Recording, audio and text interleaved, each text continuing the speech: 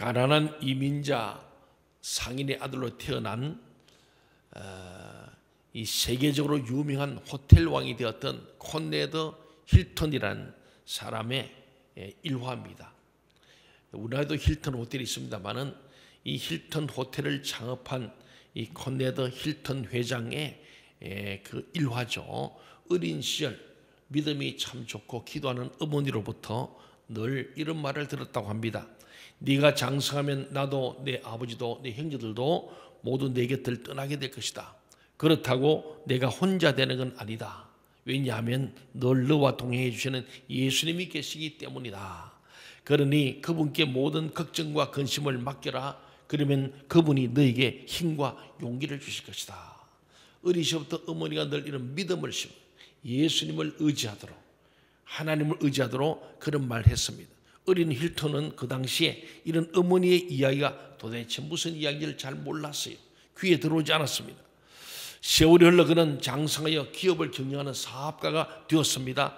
그런 중에 수많은 고비를 만났고 수많은 고통과 시련 속에서 낙담할 때마다 어린 시절 이 어머니께서 해주신 이 이야기가 떠올랐어요. 성령님은요, 우리에게 기억나고 생각나게 하시는 분입니다. 우리가 말씀을 오늘 이렇게 예배 들어놓으면 잊어버린 것 같았는데 결정의 순간에 필요할 때 그 말이 기억나게 하시고 생각나게 하는 거예요. 그래서 믿음은 들으면서 나는데 말씀을 자꾸 듣는 게 중요합니다.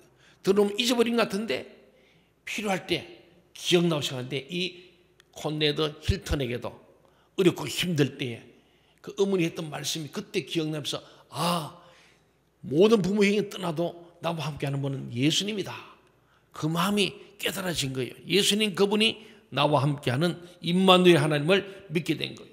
그래서 훗날 그는 이렇게 고백했습니다. 경제공황이 닥치고 호텔이 파산하게 됐을 때 내 머릿속에는 지난날 이해하지 못했던 어머니의 말씀이 떠올랐습니다. 언제나 나와 함께 하시는 분을 깨닫게 된 것입니다. 그래서 나는 곧 말씀대로 어려운 문제에 항복하지 않고 예수님께로 달려가 내 문제를 아뢰었습니다. 그러자 그 즉시 나와 함께 하신 주님의 도움의 손길이 느껴지곤 했습니다. 나는 이렇게 해서 어떤 고난과 어려움도 이겨낼 수 있었습니다. 그런 고백을 했습니다. 이 세상에는 수많은 근심과 염려가 있는데 이러한 근심에 대한 해결책은 세상에 있지 않습니다. 많은 지식인과 철학자 또 여러 종교가 해결책을 제시하지만은 이는 일시적인 것이요 추상적인 것입니다. 그 해결책을 예수님께서 우리에게 주신 것입니다. 하나님 나라의 복음, 예수 그리스도의 복음이 해결책임을 오늘 말씀을 통하여 우리가 한번 확인할 수 있기를 바랍니다. 아멘. 그래서 우리는 복음으로 이 예수의 복음, 하나님의 복음이 세상을 이롭게 할 수 있는데 어떻게 예수 믿는 저와 여러분이 새로워지고 정말 믿음 안에 꼭 있을 때에 이 복음은 교회를 새롭게 하고 세상을 이롭게 하고 여러분의 인생을 새롭게 할 줄로 믿습니다. 먼저 오늘 22절부터 30절 말씀 보면요, 의식주 문제를 염려하지 말라 이렇게 예수님 말씀합니다. 그리고 이어서 31절에서 34절은 하나님 나라를 구하라 크게 두 문단으로 되어 있습니다. 세상 일로 염려하지 말고 하나님 나라를 구하라는 예수님 말씀이에요. 그럼 우리가 정말 하나님 나라만 구하고 세상 일을 염려하지 않아도 먹고 살 수 있는가? 오늘 그 말씀이죠.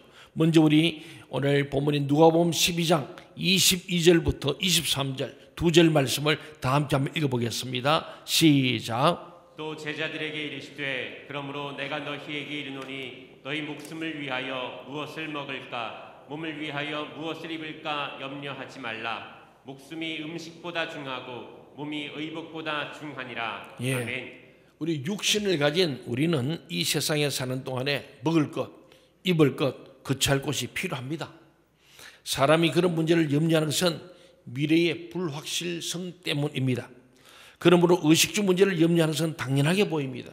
그러나 예수님께서는 우리에게 의식주 문제를 염려하지 말라고 말씀합니다. 오늘날 물가도 많이 오르고 이런 큰 걱정이 많이 되지 않습니까? 예. 근데 예수님께서 우리에게 이 의식주 문제를 염려하지 말라고 말씀했습니다. 계속해서 예수님 말씀이요. 24절, 5절, 6절 우리 세 절의 주님 말씀을 한번 같이 읽어봅시다. 시작. 까마귀를 생각하라. 심지도 아니하고 거두지도 아니하며 골방도 없고 창고도 없으되 하나님이 기르시나니 너희는 새보다 얼마나 더 귀하냐. 또 너희 중에 누가 염려함으로 그 키를 한 자라도 더할 수 있느냐. 그런즉 가장 작은 일도 하지 못하면서 어찌 다른 일을 염려하느냐. 하나님께서 모든 새들을 먹이시고 기르십니다. 새를 기르는 사람 없지요. 공중 나는 새를. 누가 먹일까? 스스로 사는 거지 뭐. 맞습니다. 그 어떻게 스스로 사느냐? 하나님이 때를 따라 비를 주시고 또 풀도 자라고 열매도 있으니까 그래 먹고 사는 거죠. 동의하십니까? 그렇잖아요. 저 사막에는 새들이 못 살죠. 하나님께서 새들을 먹이시고 기르신다는 말은 자연 만물이 우리 인간의 노력 없이 자연스럽게 우리나라같이 추나 추동이 바뀌면서 계속해서 먹이 생기는 거예요. 그래서 없으면 새들은 멀리 날아가지고 먹을 곳으로 오잖아요. 그 하나님께서 자연 만물을 통해서 새들을 먹이시고 기르신다는 거예요. 그런데 하나님의 형상대로 창조된 사람은 새들보다 얼마나 더 귀한 존재냐 하는 거예요. 더욱이 우리는 하나님의 아들 예수 그리스도의 피로 구속함을 얻었어요.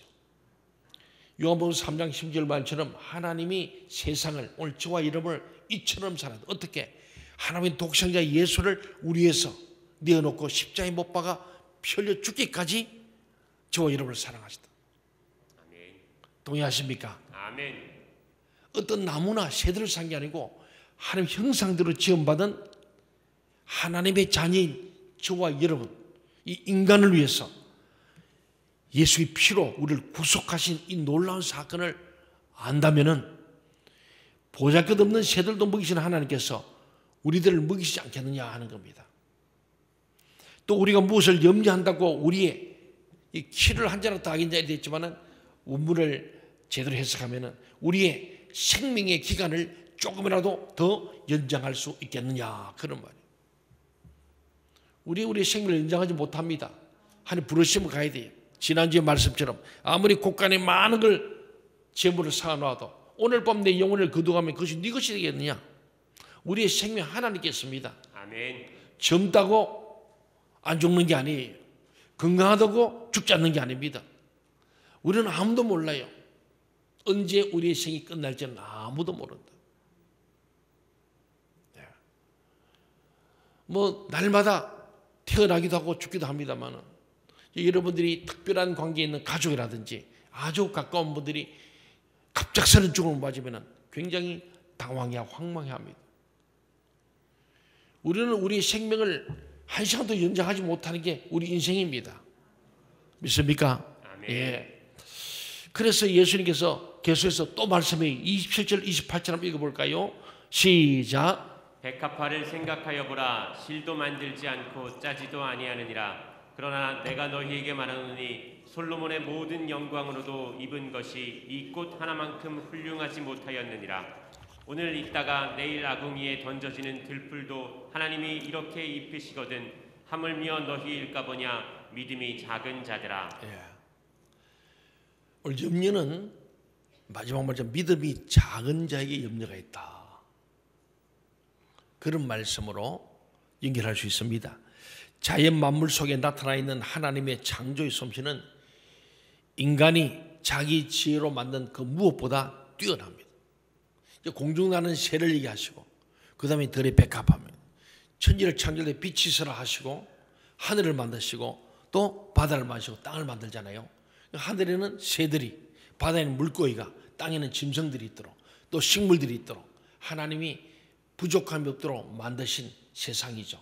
그래서 먼저 눈에 잘 보이는 공중 나는 새를 보라. 까마귀를 보라. 누가 먹이고 기르시냐? 하나님이 한다. 하물며 너희일까 보냐?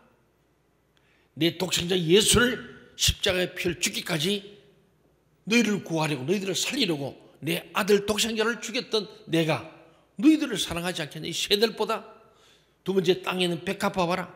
누가 기르고 심느냐? 예, 그런 말씀이죠. 솔로몬의 어떤 영광보다도 이 꽃 하나 훨씬 나은 것처럼 오늘 있다가 불에 탈 들풀들도 하나님이 이렇게 기르시고 입히시거든. 하물며 우리 한번 따라합시다. 하물며 너희 일까 보냐. 믿음이 작은 자들아.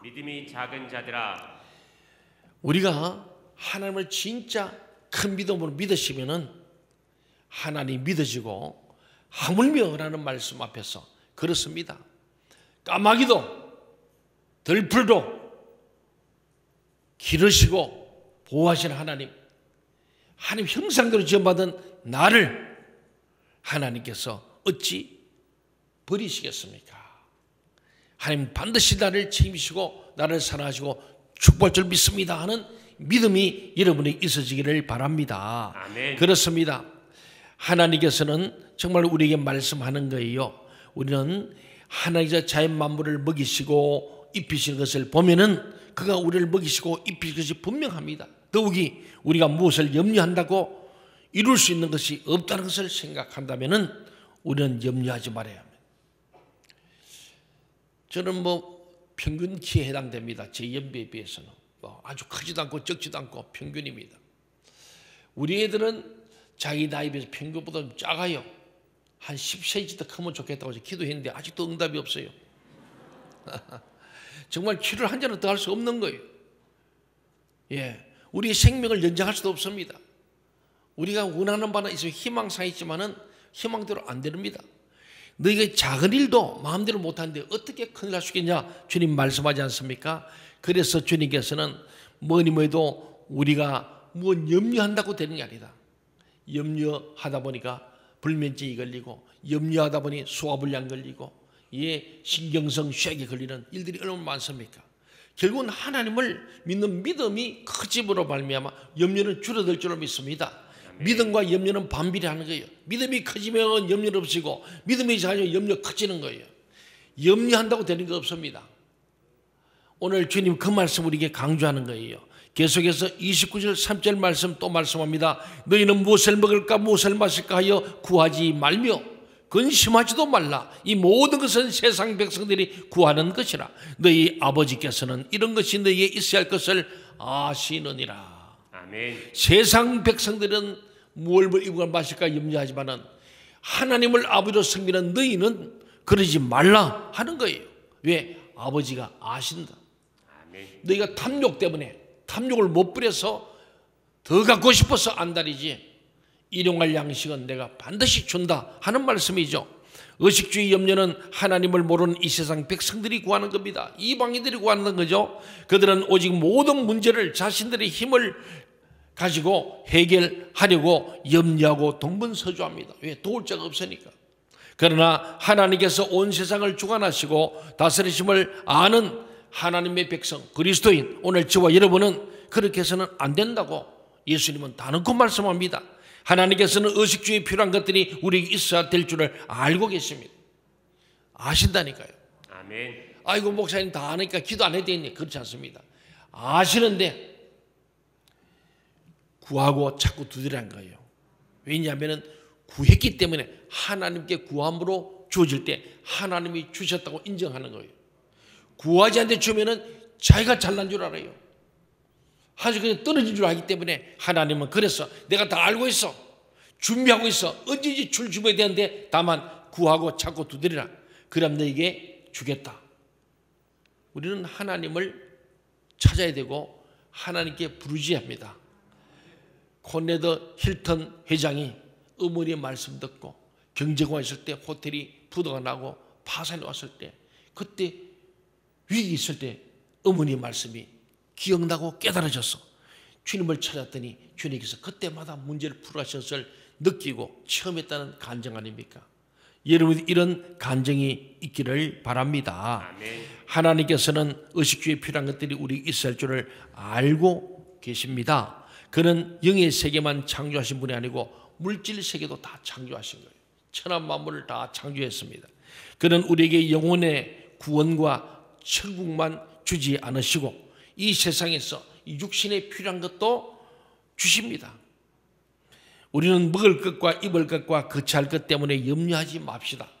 우리는 섭리자 하나님께서 우리에게 필요한 모든 것들을 주실 줄을 알고 오직 모든 일을 하나님께 맡기고 담대히 하루하루를 살아가시길 바랍니다. 아멘. 염려한다고 되는 건 아무것도 없습니다. 아멘. 저도 이 교회를 건축할 때 아무 빈손으로 시작했는데 건축하면서도 건축 후에도 지금까지도 왜 염려가 없겠습니까? 근데 제가 경험해보니까 염려한다고 아무것도 안 돼요. 저는 한 번도 빚 때문에 염려를 해보지 않았습니다. 염려가 오면 빨리 지워버렸습니다. 하나님을 바라보고 염려하지 않았습니다. 하나님 내 집이 아닌데 뭐 하나님의 집이고 하나님의 교회니까 하나님이 빚도 갚으실 것을 저는 믿었어요. 하나님께서 하시려면 하나님 하신다. 네. 사람들에게 어려운 얘기 해봤자 아무도 도와주지 않더라고요. 어렵다니까 만나지도 않으려 그래요. 빚쟁이 목사는 사람들 만날 거부해요. 좀 찾아뵌다 하면 전부 다 뭐 바쁘다 그러고 다 피해버려요. 어렵다고 얘기하면 사람들이요 더 한수도 떠서 그럽니다. 그래서 제가 결론은 염려할 게 아니고 하나님께 보고하는 게 중요해요. 하나님 아뢰는 거예요. 하나님 살려주세요. 하나님 일을 시작했으니 하나님 마무리시고 이 교회를 통하여 하나님 영광 받아주시고 이 교회를 통하여 수많은 영혼이 구원되길 원합니다. 주님 다음 시대를 세우고 지역사회를 섬기고 세계를 살리는 교회 되게 하여 주옵소서. 일을 할 수 있도록 하나님께서 인적, 영적, 물적 자원을 부어 주옵소서. 하나님께서 우리 교회를 이렇게 만들어주시고 이끌어온 줄로 믿습니다. 아멘. 하나님께 구하는 길밖에 없더라고요. 사람에게 가서 잠깐 도움이 될지 모르지만 그것은 근본적인 해결책이 결코 아니고 하나님이 해결해야 될 줄 믿습니다. 아멘. 그래서 하나님은 말씀, 너희가 의식 문제를 염려하지 말고 진짜 염려할 것은 하나님 나라를 염려하며 구하라는 거예요. 염려하지 말고 염려하는 거 염려해야 됩니다. 아멘. 세상 것을 염려하지 말고 하나님의 나라를 염려하는 거. 그래서 31절부터 34절에 말씀하잖아요. 예, 하나님 나라를 구하라. 31절 한번 읽어볼까요? 시작. 다만 너희는 그의 나라를 구하라. 그리하면 이런 것들을 너희에게 더하시라고. 예. 우리 주님 하신 말씀이에요. 여기서 다만이라는 말은 헬라어로 보면요 플랜이란 말인데 이것은 매우 대조시킬 때는 다만 이렇게 수많은 게 있지만 다만 오직 이것 이 여러 가지가 아니라 이것이 나는 대조법적으로 쓰시는 거예요. 보면은 의식주의 문제를 염려하지 말고 그 대신에 하나님 나라를 구하라는 뜻이에요. 우리는 알잖아요. 눈에 보면 하나님 나라보다는 당장 먹고 사는 문제를 구해야 되잖아요. 그럼 매일 새벽에 나와서 하나님 먹을 거 주세요. 아파트 평수 넓혀주세요. 자동차가 중고인데 새 거로 바꿔주세요. 우리 아이들, 딸들 잘 살게 해주세요. 해야 합니다. 그런데 주님은 그거보다 너희는 먼저 그의 나라와 그의 의를 구해라. 그 나라와 그의 의를 위해 살고자 하는 자는 하나님께서 먹을 것, 입을 것, 거처할 것을 주시겠다. 아멘. 순서가 그런 거예요. 우리는 거꾸로 자꾸 먹을 것, 입을 것, 거처할 것 주세요. 그러면 하나님이 할게요. 그러지 말라는 거예요. 먼저 하나님의 나라를 구하라는 거예요. 세상 염려, 근심, 의식주 문제를 염려하지 말고 다만 그것보다 먼저 그 대신에 하나님 나라를 구해라. 인간의 참된 행복은 하나님 안에 있습니다. 하나님 없이 사는 것이 모든 불행의 근본 원인입니다. 하나님의 나라를 구한다는 것은 하나님을 인정하고 그의 통치를 받는 것을 의미하는 거예요. 내 삼성공화국을 세워보고 삼성왕국을 세웠지만 결국은 놓고 가는 거예요. 공수네 공수고요. 이걸 잊지 못하니 자본주의 사는 오늘 수많은 사람이 목사님 다 땅을 사가지고요 뭘 할 것이고요 여기 뭘 하고 그래 제가 참 좋지요. 예, 축복합니다마는 그것이 네 것이 되겠느냐. 오늘 수많은 사람이 쌓아두다가 그냥 가는 거예요. 오늘 주님 분명히 말씀합니다. 일용할 양식에 만족하고 나머지는 하나님 나라를 구하는 데 서라는 거예요. 그게 지혜로운 자라는 거예요. 오늘 주님 분명히 말씀하는 거예요. 그렇습니다. 하나님 나라를 구한다는 건 하나님을 인정하고 그의 통치를 받는 것을 말해요. 하나님이 내 생명과 내 재산과 내 가정과 내 모든 것을 통치하고 다스리도록 주님 앞에 맡기는 것이 하나님 나라를 얻는 거죠.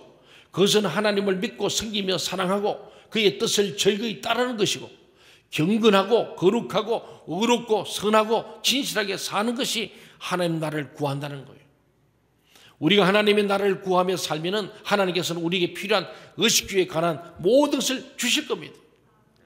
하나님 말씀은 진리고 신실하시고 거짓이 없는 줄로 믿습니다. 아멘. 여러분 32절 말씀 한번 보세요. 예수님이 계속 말씀하네요. 적은 무리여 무서워 말라. 너희 아버지께서 그 나라를 너희에게 주시기를 기뻐하시라. 아멘. 나라를 주신 나라보다 더 큰 게 어디 있겠어요? 예수님은 제자들을 적은 무리, 그 적은 양무리라고 불렀어요.